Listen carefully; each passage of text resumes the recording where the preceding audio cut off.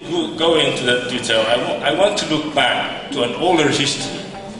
the relations among the peoples of the Austronesian that came to Indonesia and the Philippines before 3000 BCE to about 700 CE. So you can see the eras. ก่อนที่จะพูดถึงเรื่องดนตรีของบรูไนท่านจะย้อนกลับไปประวัติศาสตร์อันยาวนาน300ก่อนคริสตศักราชอะไรเงี้ยซึ่งมีเหตุการณ์อะไรเกิดขึ้น You can see the eras here. Starting from South China, about 3000 BCE, the Austronesians traveled southwards to the Philippines, and they branched into three. One branch went to Oceania, the western branch went to the Malay Peninsula now, and one from Borneo that went to Madagascar, and a more recent find that from Luzon going to this island, which I cannot read. It's too small. So you have this spread of the peoples, the Austronesian peoples. And during this spread, what kind of music did they bring? This is a big question. Shall we do it by archaeology, by linguistics, by music structure? This is a big challenge for all of us. ท่านพูดถึงเส้นทางการค้าก็มีเลี้ยวซ้ายเลี้ยวขวาไปยังเมืองศูนย์การค้าสำคัญต่างๆแล้วก็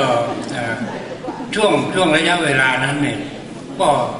อยากจะรู้ว่าวัฒนธรรมทางดนตรีที่มากับการค้าเนี่ยมันมีอะไรบ้างเป็นสิ่งที่น่าสนใจเป็นเรื่องที่อยากจะทราบอันนี้ก็เป็นประเด็นที่ There is a line here that links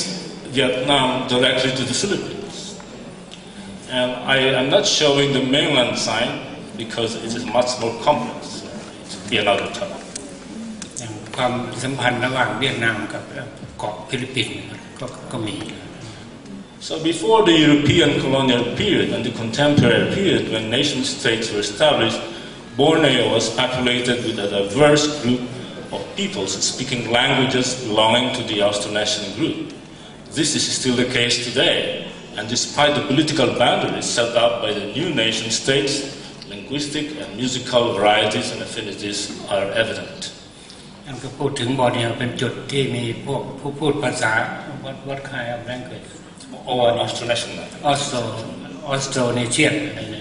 language. Is that the same as Thai Kadai? No, it's a different family. Or different. Thai Kadai in the mainland. Is it similar to the Mon Khmer? No, it's not. ก็เป็นภาษาอีกภาษาหนึ่งนะพวก Austronesian อะไรต่าง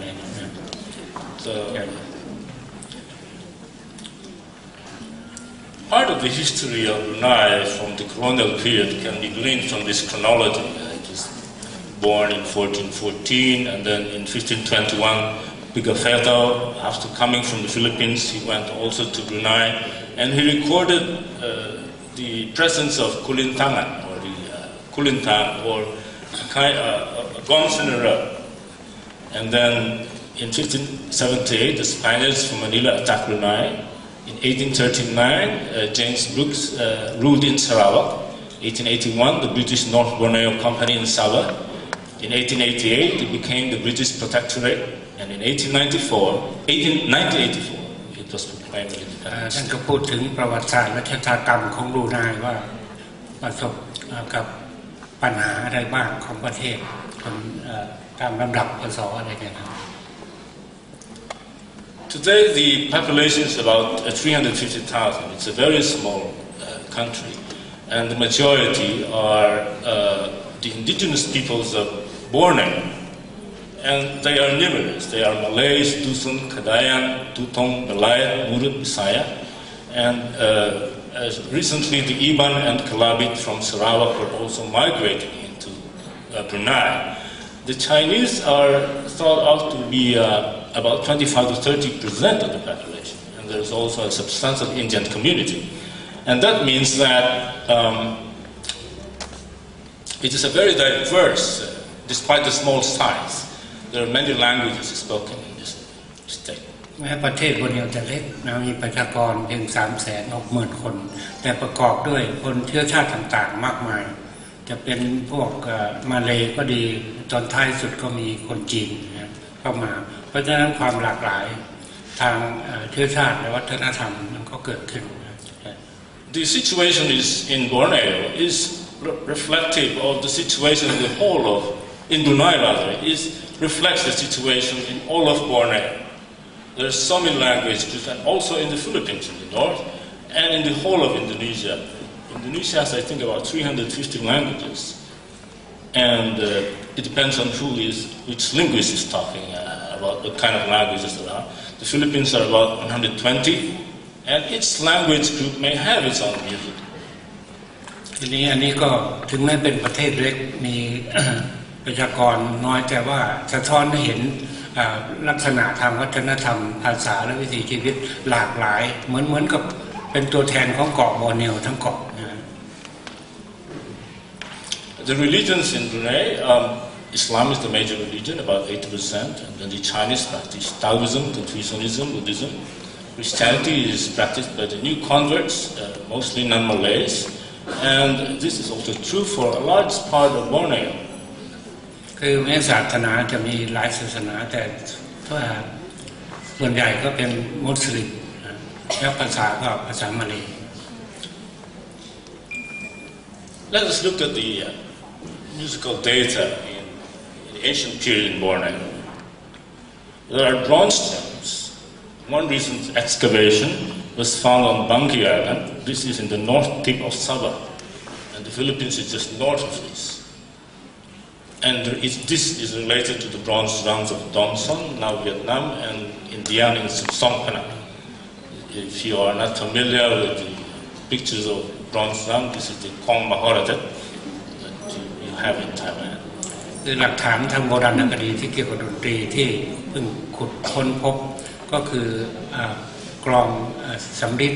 เรียกว่าบรอนซ์ดรัมที่จริงบางทีเราก็มองว่าคือฝรั่งเขาก็เรียกว่าดรัมบางทีก็เรียกว่าคองก็มีนะเรียกว่ากลองก็มีนะนี่นะ ก็เป็นก็เทียบเคียงกันกับที่พบที่ดองเซินที่เวียดนามกลองมโหระทึกเนี่ยนะครับ This is the distribution of Kong Samrit in Asia. Majority are in this area, the Dongsan drums.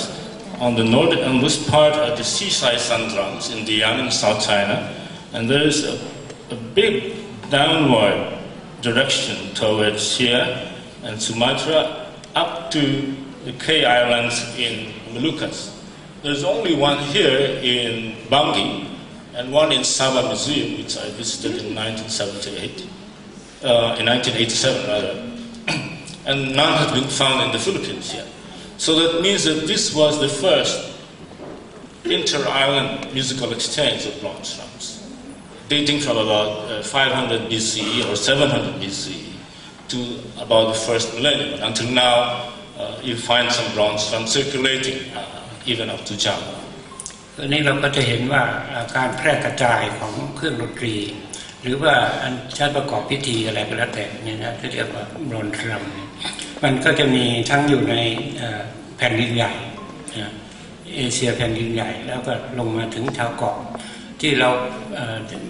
ผมก็ขอเพิ่มบางแห่งคือที่ท่านมันพูดถึงก็คือในลาวก็มีในเวียดนามส่วนเหนือแล้วก็ในเขมรในประเทศไทยลงกระทั่งถึง พบที่ต่างเกาะในไอแลนด์เซาท์อีสต์เอเชียนี่นะก็เป็นสิ่งที่ท้าทายการศึกษาการวิจัยเพราะว่าบางที ไอ้กลองนี้นะจะเป็นของชาติใดมันเรื่องที่ชาติใดก็ยังเป็นปัญหาถกเถียงกันอยู่เพราะว่ามันมีบางทีบางคนก็ไปเห็นรูปบ้านมันมีเสาก็บอกว่าของคนไทยแน่ๆเลยมันมีเสาเรือนยกพื้นขึ้นมาถ้าคนชาติอื่นไม่น่าจะมีแล้วมีแคมอยู่ในนั้นแล้วมีกบนะแล้วก็มีพระอาทิตย์รังสีพระอาทิตย์อะไรพวกนี้ประเทศต่างๆก็เรียกไม่เหมือนกันอย่างของไทยใหญ่ก็เรียกว่ากองเขียดกองกบกองเขียดแล้วเมืองลาวก็เรียกว่าคล้องบั้งมันเป็นกระบอกเป็นบั้งคล้องบั้งอะไรเนี่ยส่วนในประเทศเขมรเข้ามาก็เรียกชื่อเป็นศัพท์ต่างออกไป ซึ่งเป็นเรื่องใหญ่ที่น่าสนใจในการที่จะวิจัยในระดับระหว่างประเทศของเรา We should have a project to study the distribution of development of the bronze drum because we found throughout Southeast Asian country and mainland, Now we go to gongs, bells, and cymbals from the 9th to the 17th century. This is more recent. This is a map that I have made of the 19 shipwrecks that had gongs, bells, and cymbals. And let's just look at the situation in Borneo. You can see that on this side, from the Philippines, from Luzon to Borneo, there are 1, 2, 3, 4, 5, 6, 7, 8, 9 shipwrecks with gongs, dating from the 10th century to the 16th century. What is more interesting is also that there are 3 Thai ships, one in Ramkian, Satahip, and Phuket, dated from the 13th to the 16th century.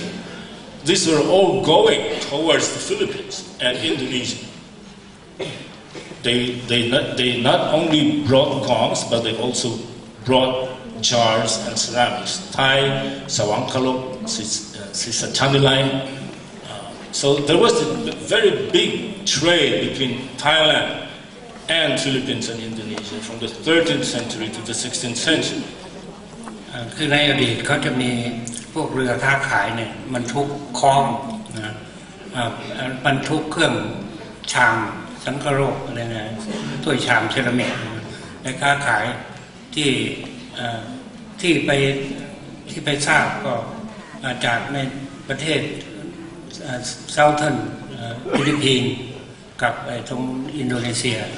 ก็มีสินค้าปรากฏว่ามีสินค้าชามสังกะโลกของไทยด้วยอันนี้ก็ท่านนิโคลัสท่านเป็นผู้เชี่ยวชาญได้ศึกษาทำวิทยานิพนธ์ปริญญาเอกเรื่อง Music Exchange in Southeast Asia นี่ก็พบโดยเห็นคนอื่นก็ศึกษาจากบุคคลแต่ท่านไปศึกษาจากเรือล่มเรือแตกตรงนี้พบอะไรบ้างเรือแตกตรงจุดนี้พบอะไรบ้างก็ได้เป็นข้อมูลออกมาเป็นหนังสือได้จบปริญญาเอกอันนี้ก็เป็นแนวคิดอันหนึ่งที่จะทำวิจัยคือทางดูจากหลักฐานทางโบราณวัตถุและโบราณคดี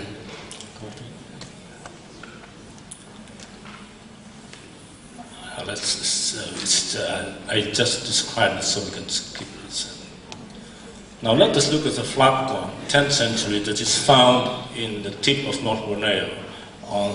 the coast of Tanjung Simpang. This ship is very interesting because they were able to excavate 60 flat gongs from one ship alone. And the excavator said there are about 200 other flat gongs on the seabed that they did not excavate. คือท่านพูดถึงคลองเนี่ยที่จริงคลองเนี่ยภาษาอินเดียกับฝรั่งกอง G-O-N-G นี่กองก็คือคลองนั่นแหละแต่พอเราพูดภาษาไทยเราก็สับสนกองคลองอะไรเงี้ยอันนี้ก็ท่านพูดถึงแฟลตกองก็คือคลองที่มันไม่มีปุ่มบ้านเราบางคนก็บอกว่าไม่มีนมคลองไม่มีปุ่มแฟลตกองคือเดิมโบราณเราก็เรียกว่าพังห้าเสียงพังหักพังห้าอันนี้เป็นแฟลตกองซึ่งก็พบในเรือจำนวนมากมายเลยนะครับ So this is one of the gongs that were excavated by Sjostren.